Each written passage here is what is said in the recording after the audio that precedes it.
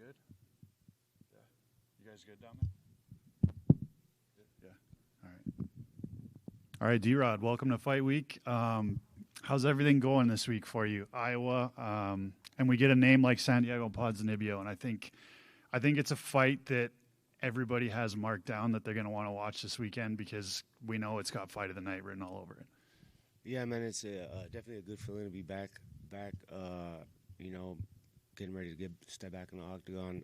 First time in Iowa, did a little walking around. Ain't much going on out here, dog.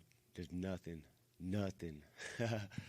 But yeah, man, everything's going well, man. Had a great fight camp, and I'm excited for this matchup. Santiago Ponzinibbio, I was lined up to fight him a while back, and like everybody's been saying, this fight's a banger.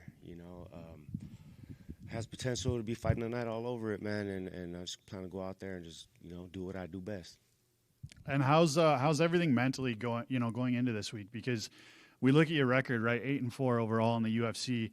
You had that little skid there, and you needed that one against Alex Morono, right? You talked about that. You talked about getting back on the right track. Getting everything dialed in with training camp. So, how's the mental side of things going into this week? Man, I'm feeling good coming into this fight. I definitely needed that last win.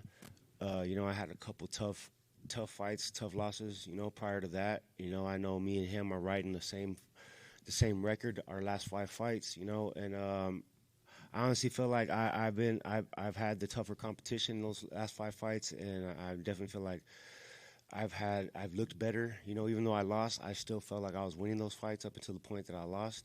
Other than the Ian Gary fight. And yeah, man, I definitely feel like the fresher fighter. Definitely feel like this fight camp is going to show that I'm definitely still have that cardio and still have that high output. And he's got that aggressive style, so it's got fireworks written all over it, man. I was just going to ask you about that because Davison was just in here and he's up there as well. I mean, you're 38 years old, but it doesn't feel like you're a 38-year-old fighter. You know what I mean? Like some of these older guys, they tend to slow down and they tend to switch up their strategies, as their age and their octagon time goes up. But as far as you, are you still looking to push the pace for as long as the fight goes? Yeah, man, I'm always looking to push the pace as you could.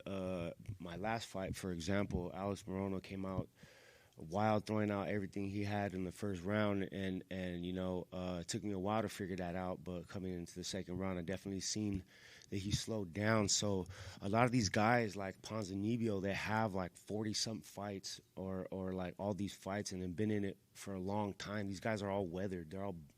They're beat, and I haven't been doing it that long. I only stepped in the gym when I was 25 years old. I had my first fight at 27, so I've only been fighting like a little over 10 years, and these past few years I haven't been fighting as much, so I definitely feel I do feel like the fresher fighter coming into this fight, and that goes a long ways, especially at this age, and him being we're the same age, but I definitely feel like the fresher fighter, definitely.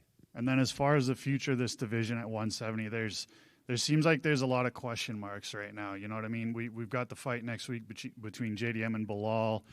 There's Shavkat in there, but he's injured. You got Ian Gary saying that he's confirmed as the backup. There's rumors of Islam coming up to 170. So what do you think the future of this division looks like? Well, since I was in the rankings, the division has the top guys have definitely flipped. It's a whole new is switching up, and there's still room for a lot of great matchups for me, and I feel like this win will definitely put me back in line for a ranking spot or just like some great matchups. I think the welterweight division is it's got some new talent, and it's good. It makes for some great matchups. Do you have a prediction for the main event next week? Prediction for the main event, man, I'm gonna have to go with Bilal on this one. I think that his wrestling might be the deciding factor in the fight. And then last one, do you want to throw your name in the hat for one of the best golfers currently on the UFC roster? Oh, definitely, man. I need to get in there with some of the guys. The UFC needs to have like a golf tournament or something. That'd be cool. Yeah, I'd definitely throw my hat in there.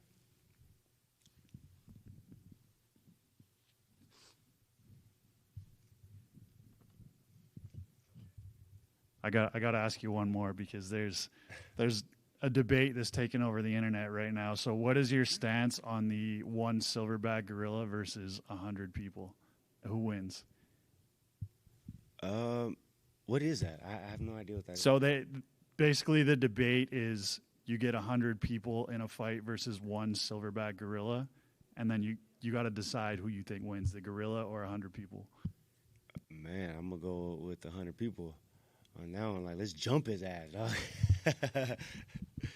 Can't kill us all.